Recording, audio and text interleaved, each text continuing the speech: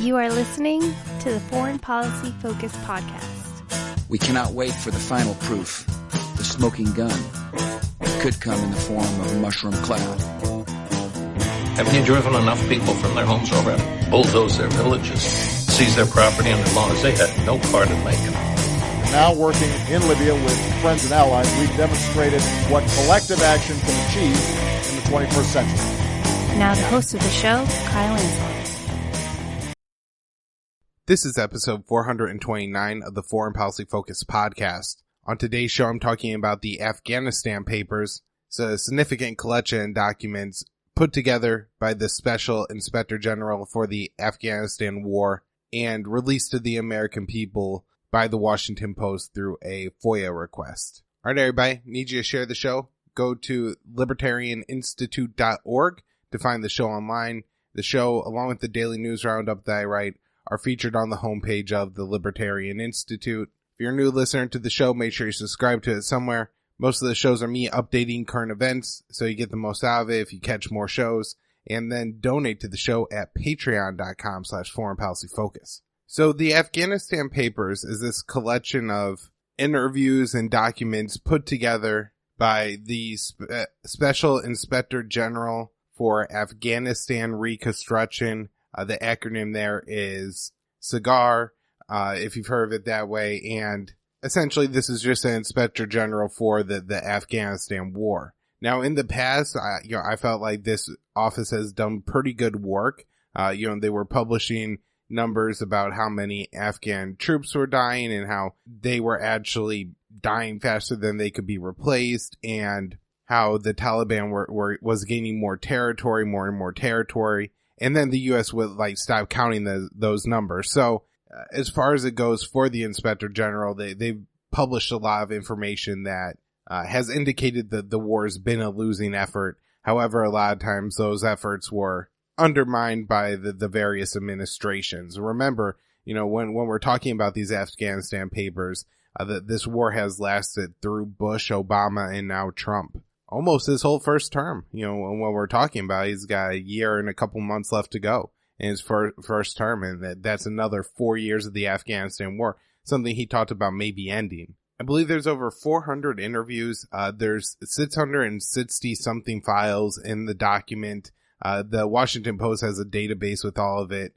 400 interviews again with various military personnel and different civilian officials from the U.S. government, the Afghan government, and our coalition partners on a variety of topics from, counterinsurgency, the surge, military effectiveness, and, opium eradication, fighting corruption, stuff like that as well. Now, I will say I haven't on my way through the whole database there. It's a couple thousand documents, but I've tried to read, some of the bigger names that appear, like Lieutenant General Doug Lute, who has a fairly critical take of the war, which is very important. I mean, I shouldn't say fairly critical, it's very critical. And, reading that, you would think his testimony, that of a general alone, would be enough to really make the American people and the Congress call into question what's happening in Afghanistan. But, with all the impeachment stuff going on, I do think that these papers have gotten a little bit less attention than they should have. Now, I guess the other thing is that this report was something that was being worked on a few years ago, and it's taken the Washington Post a significant amount of time to get released through a FOIA request. Now, one thing I guess also that's maybe not helping the Afghanistan papers get a little bit more attention is for anybody who's read the book Fool's Errand, or, has really read in detail the work of, Matthew Ho, Danny Sjursen, Danny Davis, who, those four guys all did a podcast together. I'll link to that in the show notes page for anybody who wants some more, in-depth take on the Afghan War and the Afghan War papers. But if you're familiar with those guys, you're not going to be reading anything here that surprises you one bit. A lot of the information you'll feel like you've already known. And I think a lot of the headlines is that our elected officials have known this all along and have continued to fight that war anyways, which means that thousands of American soldiers now, because 2,300 have died in Afghanistan, have died for absolutely no reason. And, the leaders knew that this was unwinnable, couldn't happen. I mean, I'm reading a memo in there from are to Rumsfeld in 2003 saying we can't tell who the enemy is. I mean, that's a real problem if you're like fighting a counterinsurgency or fighting a nation building war in Afghanistan and you can't tell who the enemy is. Ooh, that's a dangerous position to put your troops in. It seems awfully unwinnable to me. And maybe you don't know who the enemy is because there's not really an enemy to the American people in Afghanistan. The only enemies are the people that we create with our presence. A couple other stories that should be big around the release of these papers is just how long it took to get released and how much effort the Washington Post. I mean, this is the newspaper that's one of the largest and most influential in the United States, but is also owned by, I believe, the richest person in the world now, Jeff Bezos. And so, seemingly having unlimited resources is one thing, but for anybody else to try to get a collection documents like this and do journalism, unless you're a part of one of these huge newspapers or news organizations, it seems very unlikely that you'll be able to do that. In fact, I was just talking to somebody, I don't want to say his name on air because I didn't ask him about it, but he was telling me that he put in a FOIA request 7 years ago and just got an email back asking if he was still interested in the request and if, he had 30 days to reply or else his request would be deleted. So they have 7 years to respond. You have 30 days. That's kind of the system in the battle that we're facing to get these documents released. So it's great that the Washington Post did this. It's just unfortunate that it takes so long. And it's part of the reason that, the American people, I think, don't understand the crimes of their government enough, which again, I feel like there's nothing in these papers, at least that's been shocking to me. And, most of the things I've read there, I've read them, not from these sources, but certainly from other sources and other reporting in places like Fool's Errand. So, we should know, but the cover up doesn't help anything. It's really revealing that, our officials have known this all along, and it seems like they have been fairly reluctant to do anything. In the interview again with, Danny Sjursen, Danny Davis, Matthew Ho, and Scott Horton, they talk about how this just becomes a job for a lot of people, and, you just do on your job what you do on your job. I'm sure it's very easy to fall into the kind of trap where, if it's your job, you kind of do it, you stamp your papers, and you really don't think about the moral implications or the bigger scene going on. But at the same time, that they knew all this, they knew the failures and lied to the American people anyways, should, now that we know that, be pretty scandalous, and people, should be talking about holding people accountable. Now, of course, everybody's all riled up in this impeachment nonsense. And if you didn't listen to the last episode of the show with Joanne Leon, where we really took some time to dig into Horowitz's report and what's going on with the impeachment and how all these roads lead back to the Democrats' fear of Russia and their, essentially, I guess at this point you could call it like new age red baiting against anyone who thinks the United States could get along better with Russia. One thing about publishing these papers is it does seem like it's just a step more towards making the position tolerable that the Afghan war needs to end. We even have the most recently retired CENTCOM commander, so not the current guy, but the guy before, General Votel, putting out an article basically saying negotiate with the Taliban, have the Taliban negotiate with the Afghan government and get out. Now, there's a lot of bad things in that article that Votel describes as to why the mission didn't work, covering up his military's failures for the reason the war didn't work. But nonetheless, the fact that he's even calling for the end of it, I think is great. And then, remembering that the situation in Afghanistan is still dangerous, that the people over there are not, it's not safe. It's not that, they're holding their positions, the Taliban are holding their positions, and Americans don't die. 20 or so Americans are going to die this year, maybe next year as well, in this war if Donald Trump doesn't end it. And, that's part of the cost of keeping things how they are. Recently, the main U.S. base in Afghanistan was attacked. Now, I think the headline that the base was attacked, it kind of makes it seem like they got to the front gate or something like that. I don't think that happened. But at the same time, this was an attack. Several people were injured. I'm guessing there are a lot of Afghan forces because the only nationality of forces that I saw identified were 5 Georgian forces, the former USSR republic. 2 people are said to have died in that attack. I guess similar to what the plan was with the big 2016 bombing in Mogadishu, where they drive up in a smaller vehicle loaded with explosives, and then they had this time, I guess, a van of some fighters coming behind that to try to, I guess, bust into the compound after the suicide bomber, but it doesn't seem to have been effective in actually getting into the base, although, again, a couple people did die in that attack. So we can't just sit around on this war, need to be active in opposing it and bringing those troops home before, more of them end up dead over there for, as explained very explicitly in the Afghan Papers, a lost cause. I want to talk about the things with North Korea real quick, because I think we've probably taken two big steps towards the situation back in 2017. In the past couple of weeks, North Korea carried out a test at a engine testing facility that they had at one time partially dismantled. It was either right before or right after the Singapore summit.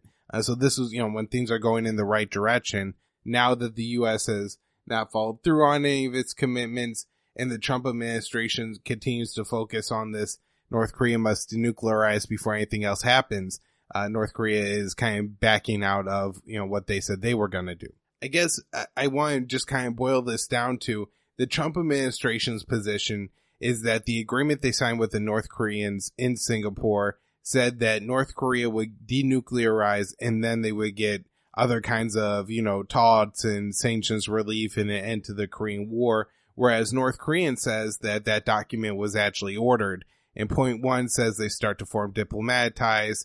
Points 2 and 3 talk about sanctions relief, talk about ending the official U.S. hostile policy towards North Korea. And then number 4 is, more significant sanctions relief in exchange for North Korea walking down and then eventually denuclearizing. So, the North Korean position, and I guess, from their stance, looking at what happened with the way the Americans backed out of the Iran nuclear deal, doesn't surprise me whatsoever that they're saying the U.S. has to, make some of the concessions and North Korea isn't going to give up everything up front to make sure the Americans are going to follow along and take steps with them. One thing I am concerned about is just that this is an election year, and seeing how, again, going back to the Iran nuclear deal, how one president in one party passed it and then a president of a different party came and just totally, withdrew from it unilaterally, even though Iran wasn't violating the deal. It was working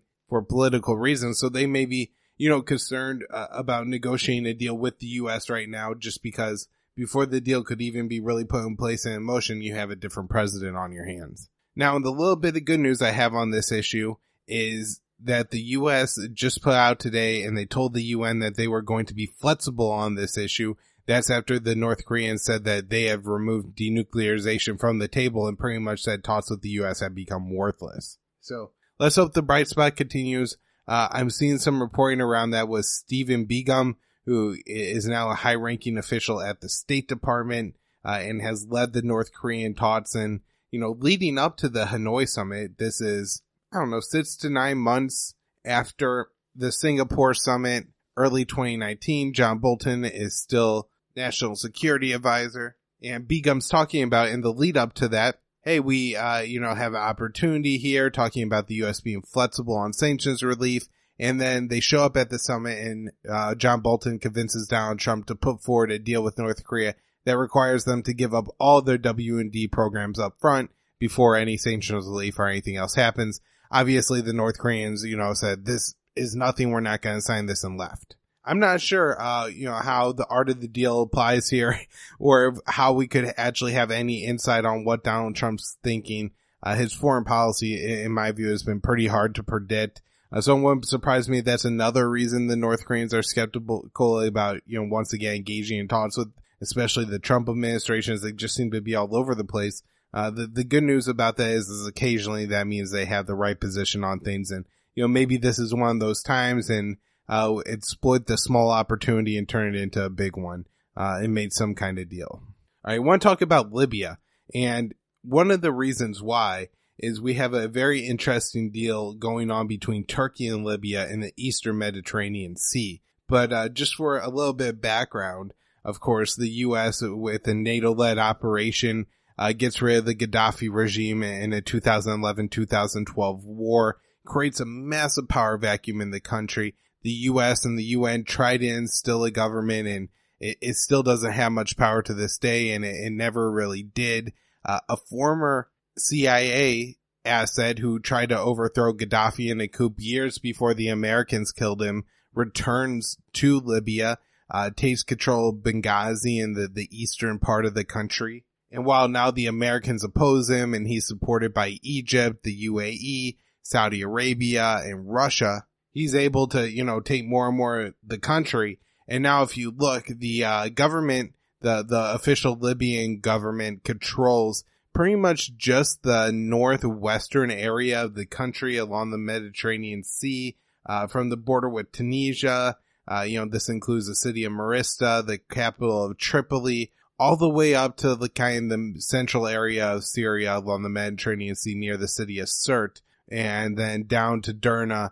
And in that territory is once again all Haftar's. So, if you're looking at a map, that's the chunk of the country that's still controlled by what I'm guessing is seemingly still the U.S. bat, the UN government, the internationally recognized government is what they call it there in Tripoli. So that government in Tripoli, which is pretty weak, it potentially, as I'm recording this, Haftar has said that he's calling on his forces to make it to the center of Tripoli. So who knows, maybe the government no longer controls the capital and that they're losing that city, or it could, just be his rallying cry. But once again, his offensive for that city will come up short. Either way, that government that doesn't control very much of the country but does have international recognition signed a deal with Turkey that basically concedes a lot of the territorial water in the Mediterranean Sea between Turkey and Libya to Turkey. Now, when I first read this headline, I thought it kind of must be a joke, because if you look at the Mediterranean Sea between Turkey and Libya, you have Lebanon, Israel, Gaza, Egypt, so several significant countries that seems like they might have a say in who controls all this area. And then, of course, Greece, and I believe Cyprus is in the territorial waters here. And so essentially what Turkey is trying to do is gain more access to the natural resources under the Eastern Mediterranean Sea. They've done some of this just straight up against international norms and how the way things were going internationally, by drilling in waters that is pretty clearly, I believe, Cyprus's, but, claiming it's theirs. And this seems to just be more steps in that direction. Essentially, Turkey, and Erdogan, the president there, seem to be taking advantage of the situation in Libya, where the government, the internationally recognized government, is weak and desperate. They're really struggling to fend off Haftar's forces at times, and Turkey has supplied them with a number of armored vehicles. And, this, like the weapons supplied to Haftar, are in violation of, whatever international laws. And we could argue, about international laws, and they, should be in place. But in this case, arming warring parties in a civil war, it is kind of a nasty business to get into, and I don't like it. And so, generally, I wish all these countries would stop doing it. That way the people of Libya may be able to have some peace. But, I think Turkey's, trying to take advantage that way. I believe that internationally recognized government is also heavily supported by Italy, and their main concern being migration, not necessarily Eastern Mediterranean Sea oil or, Libyan oil.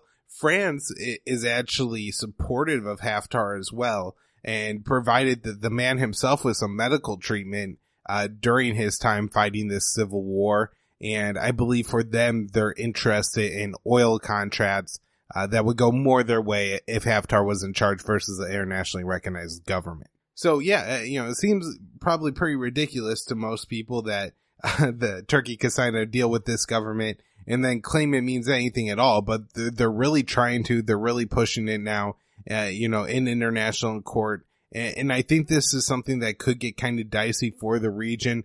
We've seen how much people like national resources, especially hydrocarbons, and that's what we're talking about here.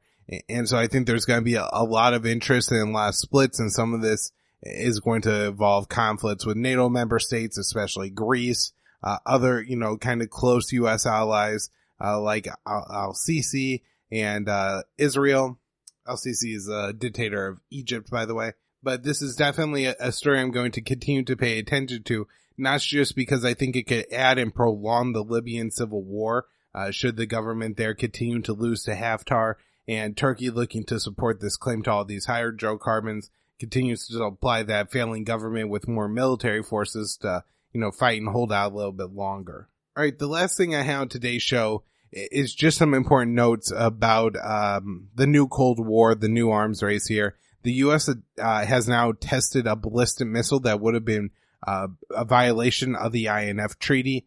This INF Treaty was, important for eliminate a whole class and range of nuclear ground-based weapons, got rid of all of them with a range between 5,000 and 55,000 kilometers. The U.S. claimed Russia was violating that. Maybe they were, maybe they weren't. The U.S. was also violating that, but then the U.S. Unilaterally withdrew from the agreement earlier this year, and then, Russia did as well. So it died, I think, in the late summer, and now the U.S. has carried out 2 tests in violation of that. Russia, within the past week or two, has said that they plan to mirror U.S. testing and missile deployments that violate the INF. So seemingly now we will have, within the next week or two, a Russian ballistic missile test that would have violated the INF Treaty. And just to talk about for a second how ridiculous the new Cold War is. There is this whole concept with Russia, and something that you have to deal with, that Russia does have a nuclear deterrent, and Russia does have regional influences or interests outside of their own borders that they are willing to use force to enforce, which, I don't support. But, if you're talking about, Russia's border with Ukraine, if you're talking about Syria, which is, within the Russian sphere of influence, that they will take some actions to, prop up governments or kind of have things go the way they want. Although, just to clarify, that doesn't mean that they shot up Crimea to steal it from the Ukrainians. No one died in Russia's seizure of that territory, but they've certainly been a part of the bombing of Syria, and certainly Russian bombs have killed Syrian civilians as, just as Assad and American bombs have. So, there are things that you could point to that, hey, Russia does act without some parts. But as far as being any kind of threat to the United States, just today, Russia's only aircraft carrier had a pretty significant fire. I saw some video of it. It seems, large black cloud of smoke, 2 soldiers injured.